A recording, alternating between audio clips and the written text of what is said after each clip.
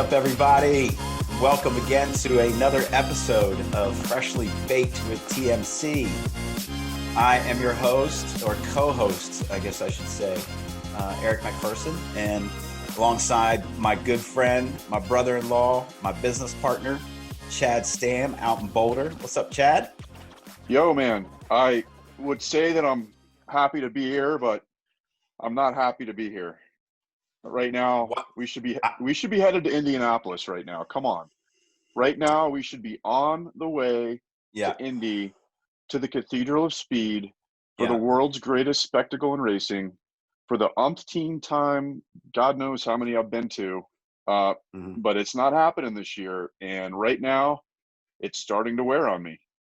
This is the first time this event is definitely now getting me thinking about, oh my gosh, we're not really doing anything at all. And we're not even going to my 15th, or you might have called me out on it, said it was my 16th consecutive Indy 500 with your family, man. So what do you think? Are we going to be able to get there? Will we be watching the race in August? I Together? think we will be watching the race in August, but I don't think we're going to be sitting in the stands in turn 3. I think we're going to be doing it from our living rooms. Yeah. Yeah. That's if I had to put money on it, and we'll talk about putting money on things here in a second. But if I had to put money on it, I would put money on that. So speaking of money, and speaking of sports, and speaking of racing, they also announced this week, June the 20th will be the Belmont Stakes. It Right will on. be the first leg of the Triple Crown this year for the first time ever. They will be reducing it from 1.5 miles down to, I believe, 1.125 miles, which kind of makes sense because you don't want to start off these horses who haven't raced, put them right out at 1.5 miles. That's a long time. But I can tell you what I'm going to be doing on June the 20th. I am going to be in my house. I am going to be smoking pig on my new Traeger on the patio. Nice. I will be drinking copious amounts of bourbon, and I will have my Twin Spires app in my hand, and I will be placing wagers all day long on the horses. Nice. So at least Nice. there's something to look forward to there. And you've been to that race how many times? I have been to Belmont. I honestly don't know. It's at least 6, 7, 8 times probably. Yeah. Um, I started going the first time in 2001, and I believe the horse was War Emblem going for the Triple Crown. And that's the reason that we went, because we lived in New York City, and it's just a short train ride out to Queens, out to Elmont, and that was the first one. And we went just to see a Triple Crown. It didn't happen. It didn't happen. We had several other chances, didn't happen. And then out of my streak of going, I think it was consecutive. The first year, which we did not go, was an American Pharaoh, and it was American Pharaoh, right? He was the first one. The first, yep. Yeah, I Yep. think it was. Of course, that's when it happened, and we didn't see it. So anyhow, it's a great day out at Elmont Park. It's a beautiful place to go spend the day.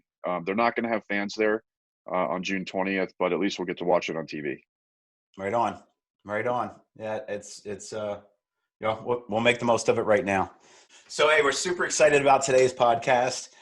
We have our first guest, Rudy Mick. Really excited to talk leadership and, what he knows about company culture and how he's really helped us understand how important company culture is in the food service industry. Really excited to talk to him. Speaking of leadership, Chad, what does leadership mean to you?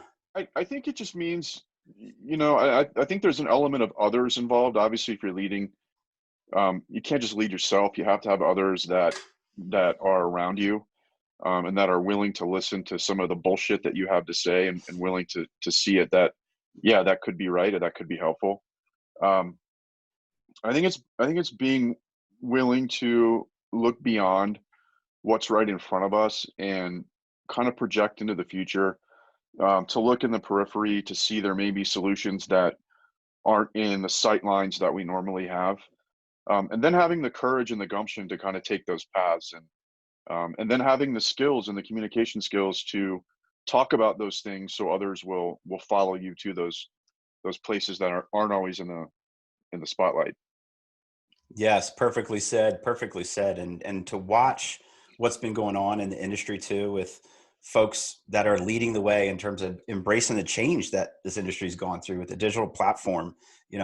I hate to bring up the Z word again, because I think everyone's tired of the Zooms, but you got to give it up to Zoom. You got to give it up to everyone that's embraced that digital, tool to use to engage in webinars. And I mean, if I think about leadership, it's just, for me, it's the way that I got through the past 3 months. I just felt like I had to be helping, from my perspective. I had to be helping. I had to feed off of other folks' energy that were helping along the way, like you, Chad. I mean, and what we've done to just help clients as best we can. Rudy Mick, and seeing some of the stuff he's putting out there.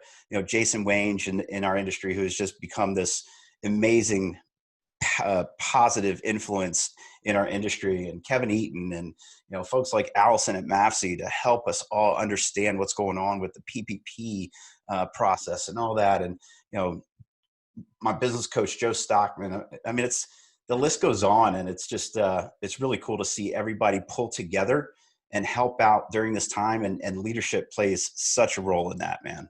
I think our lives have changed. We've come to a place where everything looks like the Brady Bunch, and that's how we have birthday parties. That's how we have meetings. That's how we have Rotary meetings. That's how we have happy hours. That's how we have dinner sometimes. And our lives have been confined to these little thumbnails of each other.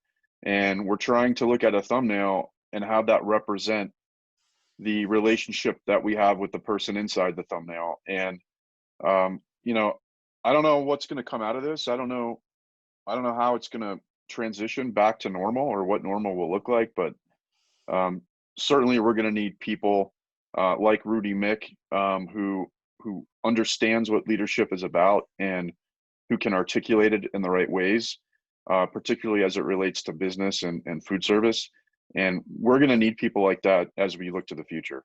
I mean, 4 weeks ago, 6 weeks ago, 8 weeks ago was, oh shit, what do we do? And this time of, we don't even know what to do, to now the industry has quickly had to rely upon the way of digital inbound selling, and the end user, such an important thing to start focusing on the end user, and use this digital platform. And we start to see, folks adapting to new technology, being forced into using a CRM. They knew they had to, now being forced into, and embracing, the value of the CRM, and how that empowers people to really work on a personalized one-to-one basis with everybody. And then social media, the amount of meaningful interactions and engagements that I have not only been in, but that I've witnessed on social media is absolutely remarkable. And this industry is now all in on that channel. And I really think there's going to be a focus there moving forward on how to really spend time there instead of being in your car for 6 hours throughout the day. Now is the time, in my opinion, for these equipment manufacturers and dealers and the reps to really focus on value selling instead of just this whole price selling. And, it can't be about price anymore in order to provide value to the end users. So there's going to be a focus, I really think, on value selling, and what that means. But taking that into restaurants, because we're going to be talking to Rudy. Rudy's going to talk about a lot about restaurants, but we know that margins are very slim in restaurants, right? I mean, it's just not there. So is this the time where we start to see the cost of eating out go up, and should it be? What do you think about that, Chad? I don't know the answer to that. I think that's going to depend on place to place, obviously. One of the things that's starting to be addressed, though, this actually just happened 2 days ago. The James Beard Foundation put out a really great article. Mitchell Davis is talking about reopening, and how now is the time to think about how to reopen for good. And I think a lot of those questions that you're asking, I think those things are going to be vetted out over the course of the reopening. What is going to change? Are food costs going to go up? Is that going to impact processes and equipment that helps reduce food waste? There's a lot of questions that I think are going to come out of this. And I think there's a lot of answers that are going to come out of this as well. I'd be curious to hear what Rudy says about this too, because I know he's been pretty instrumental, especially here in Colorado. He's worked with a couple of big restaurant groups here in Boulder specifically that have other restaurants down in Denver and up in Fort Collins. And it would be interesting to kind of get his thoughts on that, about what processes are going to change. What are the equipment changes that are going to need to be made as well? What about staff? What about training? I think everything's turned upside down. It's like we grab the snow globe and we're shaking it up, and everything's going to start settling back down, but it's going to settle in different places. So, Right on. Well, hey, great questions. let's hear it from someone that has designed restaurants and knows this industry so well. You've known Rudy for several years, Chad, right? I mean, and he lives out in Boulder as well. Yeah, we both known him the same amount of time. If I'm not mistaken, we met him at a dinner at the National Restaurant Show. Mm-hmm. With Ken I don't Schwartz. remember what year Yeah. it was. It with Ken and Kevin Eaton. Kevin Eaton. Mm-hmm. We had some great conversations there, and then Rudy and I kind of picked it up when I got back to Boulder. And one of the things that really stuck out to me about Rudy is his love of language and how he really thinks about specific words and the different meanings of the words. And I think that's a great question to ask him to begin with, is just give us the meaning of the word restaurant, because it goes beyond just a place to go and, grab a dinner or a cocktail or something. And it has more meaning to that. And I think that meaning is going to be instrumental in the return of restaurants in the post-COVID era, because we don't just go there to eat. And I think that's where we should kick it off with him. But Rudy founded the Mick companies. He's been in business for over 30 years, I believe. He's worked with over 1,500 clients, not just in food service. He's also done work in the cannabis industry. He's done work with like karate organizations and martial arts. So we know him obviously best from the restaurant side, but it would be really interesting to kind of hear his perspective on how some of these other industries have fared as well. I know the martial arts industry is probably one that's struggling with similar challenges as restaurants, as they haven't been allowed to have people in the doors. Cannabis industry, on the other hand, that could be different. I know here locally in Colorado that there have been significant increases in revenues in the industry. So I think that's another thing we want to talk to him about, is just getting his perspective on the different industries and how everyone's surviving, because I think we can learn lessons from other industries. Absolutely. Well, hey, let's bring him on. All right. Rudy, welcome. Oh my God. Welcome to Freshly Baked with TMC. You are our first guest, and we're honored to have you, man. I am honored to be here. I can feel my heart palpitating with the weight of being first, and the excitement. How's that? Yes. Hey, no, it's we've been talking about leadership. We've been talking about the restaurants opening up and really everything opening up. So we love to get your take on what you're seeing out there, and maybe throwing out some positive tips for folks too, especially with our followers being in the MAFC space or the manufacturing space and equipment manufacturing and so forth. So, Chad. Yeah, but before we get to that though, I just kind of want to back up a little bit. And Rudy, we did a little intro and kind of talked about how we all met each other and the fact that you're local and kind of down the road from us, or from me. And one of the things that when we first met, after we first met, so I guess the second time we met, you and I sat down. I'm so confused. Right, me too. I've confused myself now. So you and I sat down and we just kind of had a chat down on Pearl Street. And one of the things that really stood out to me about you and your perspective is your love of language, and how the words that you choose and the words that you use are so critical in giving out the multiple levels of meaning that words typically have and that we often forget about. And I would just like to bring up that word that we first discussed. And if I could get your perspective on the different meanings, and also how those different meanings are going to be so critical as restaurants, which is the word, start to open back up. What do restaurants mean to you? What are the levels of meaning? And how do those meanings relate to the reopening of restaurants? Well, first of all, I'm touched by your question. One of the geeky things in my life that I love to do, and I still do, is read dictionaries. I love words. And so I looked up restaurant. One would think, okay, well, a restaurant, a place I go to eat, a place I go to be fed, a place I go to gather. Those are in an unabridged dictionary, the third, fourth, fifth definitions. The actual root of the word is Latin to French, a place one goes to be restored. Not just fed in the belly, but restored. I come out in a restorative nature. My heart is better. My mind is better. I'm joyful. I'm not just satiated with food, but I'm satiated with this whole sense of the experience. And my life changed just overnight.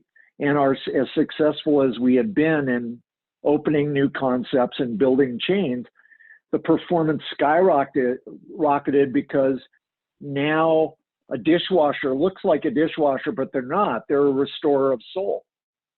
Without a clean plate, without a clean wine glass or a water glass, I can't restore anybody.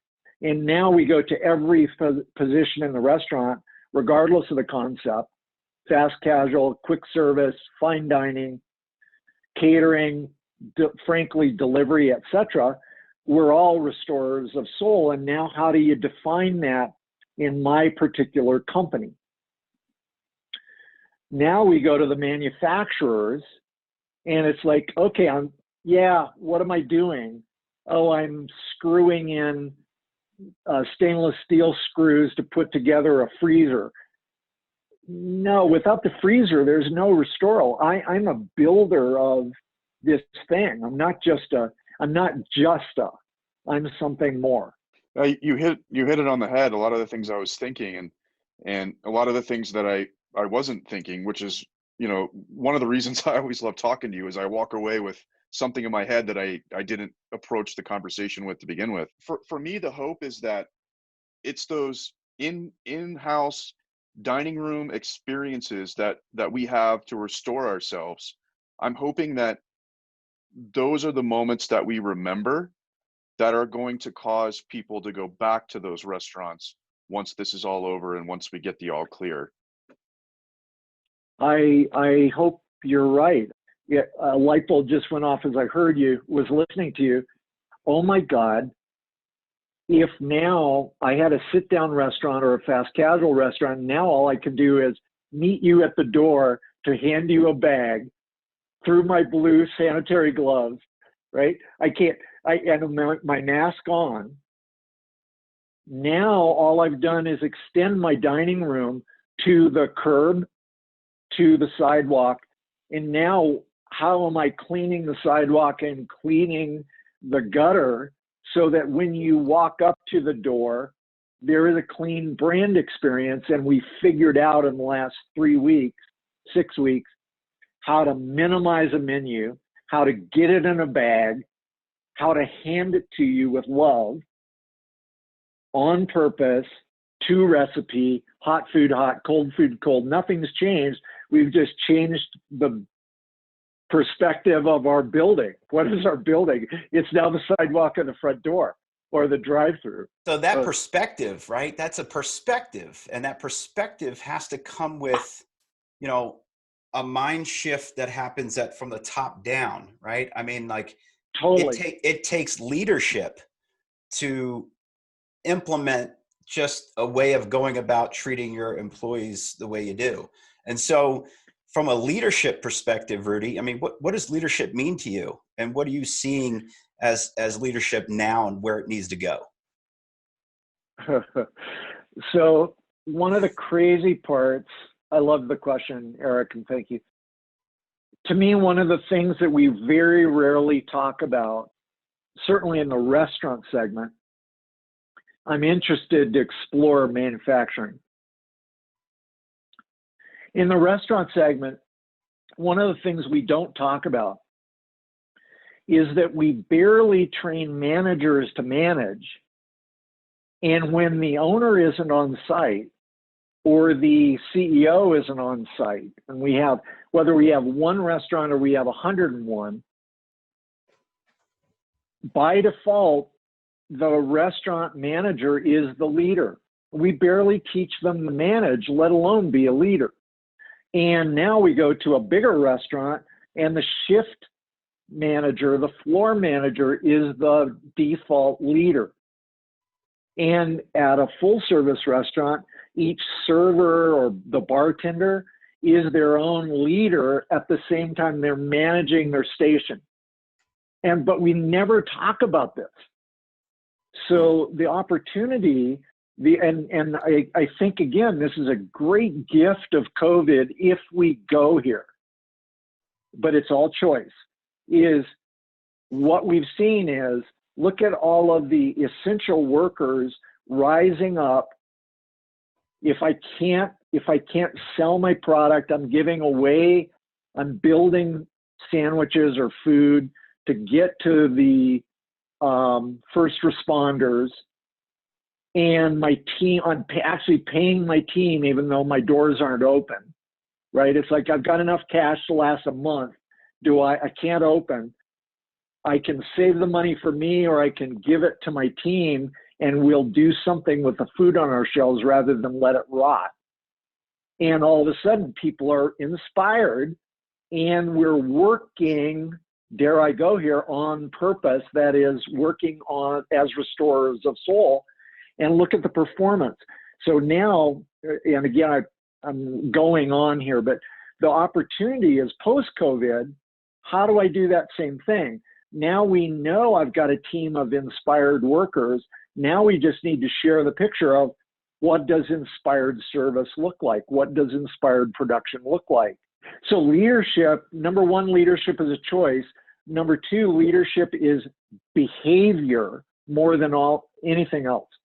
Leadership, it's easy to talk as the owner, but if I don't walk my talk, it's BS.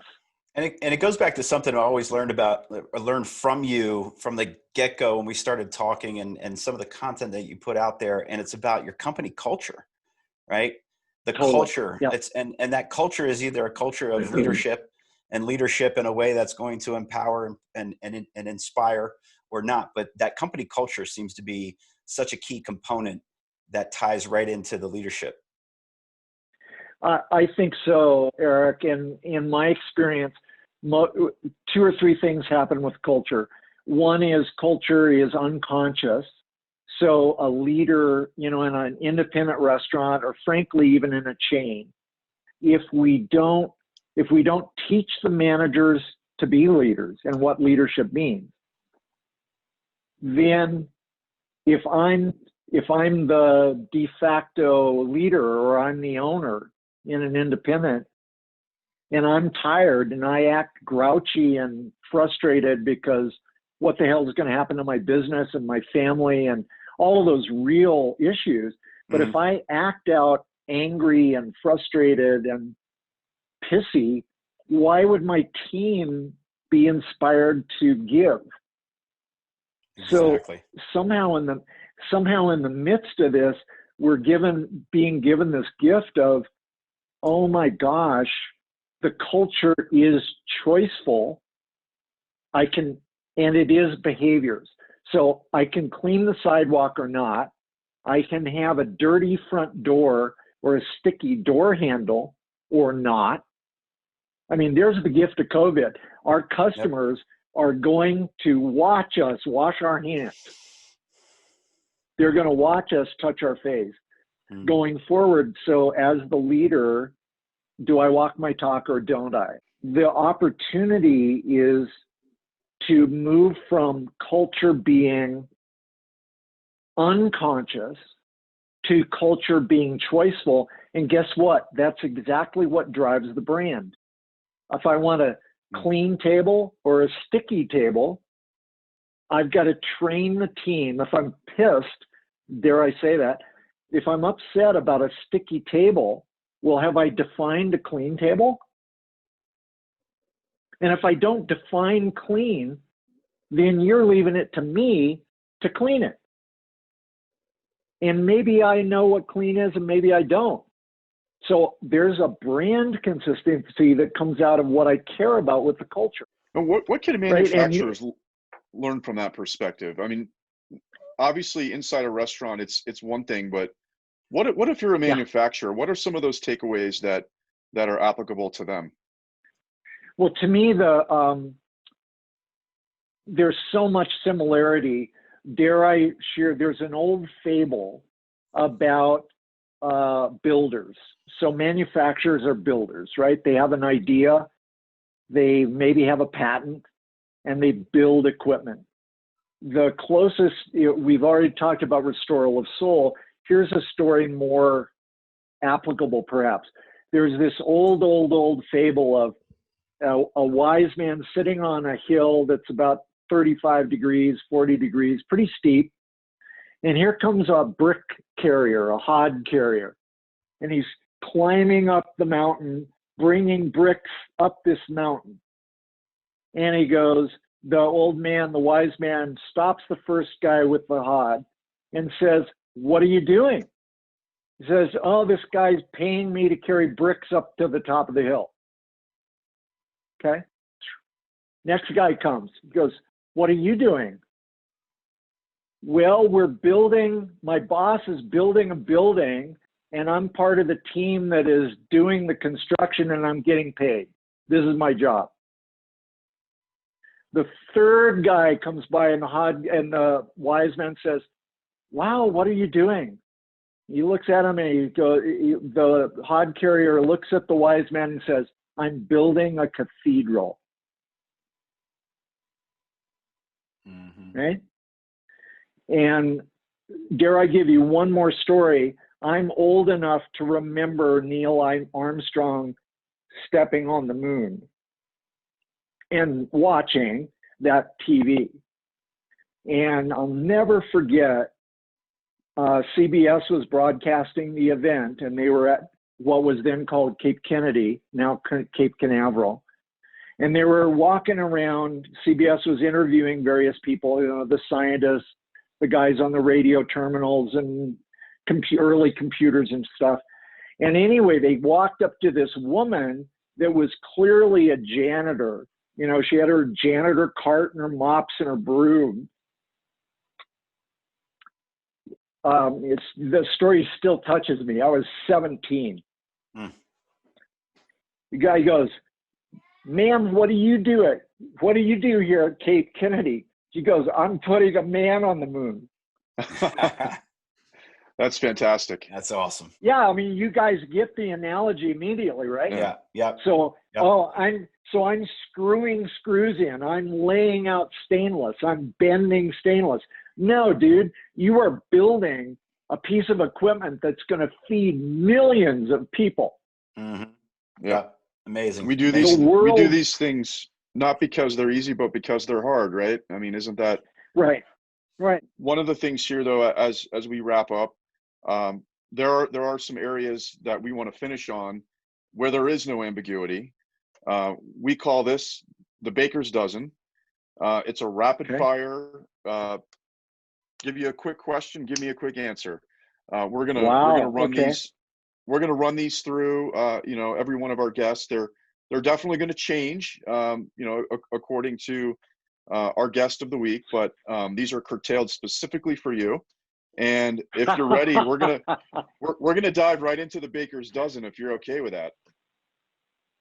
Yeah, my inside voice is saying, answer these in 5 words or less. Go. All right. Favorite food? Cobb salad, finely chopped. Favorite restaurant? Ooh. Patina in LA to this day, and I'll stay there. Favorite wine? Silver Oak, 2000, any Silver Oak, that's fine. Right. This is going to be an important one. I know this is going to be very near and dear to your heart. The best place to ski in Colorado. Ooh, in Colorado. Vail for size, Steamboat for trees and snow quality and bumps. What about outside Colorado? Snowbird, Alta, Jackson, Mammoth. I can't give you one, but any of those four make people a better skier. How about favorite place to camp? The San Juan, southwestern Colorado. Great choice. Man, what about your favorite place in the world? Barcelona, Spain. Unbelievable food, architecture. The music is heaven. You got to love Gaudi, right?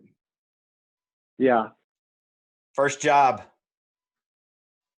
Dishwasher with a 3-hole sink, no dishwashing machine. You were the machine. I was the machine, 15 years old, Chinle, Chop Suey in Kailua, Hawaii. What about when you were younger? What did you want to be when you grew up? Ooh. My first thought actually was a teacher. My second was a minister. That quickly went the way of the wind.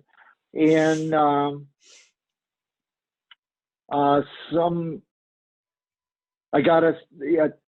don't know. That's how I've had such a great life. I've been a bunch of stuff, all of it revolving around restaurants. So that's all predicated on the next question. Did you actually grow up? I would like to think not. I've become much more mature, but I'm not sure I've grown up. State of mind. First car. First car, 1965 VW Bug convertible black. Nice. Current book. Current book, Leadership in Chaos by whatever her name is. I apologize. Starts with a D, Pulitzer Prize winner. Leadership in Chaos, phenomenal book. Sounds apropos as well. Perfect time for it too. Yeah. Mm-hmm. So the last question here in Baker's Dozen involves baked goods. What's your favorite place in Boulder to buy baked goods? Ooh.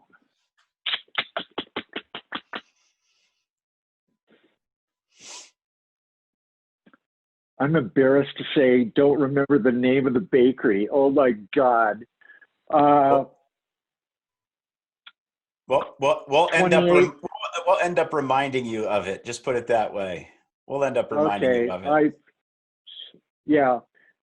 There aren't many. There are not as many great bakeries as I wish there were in Boulder. That I will say. What about Moxie? Are you a fan of Moxie up in Louisville? Yes. Actually, that leads me to Lucky's on Broadway, North Broadway. Lucky's Patisserie is actually really yummy. That's a great spot. They have great baked stuff. Yeah. Rudy. Thank you. So at least we get to name one local. Yes. Good. Rudy, thank you so much for your time, man. This has been a pleasure, honor listening to you.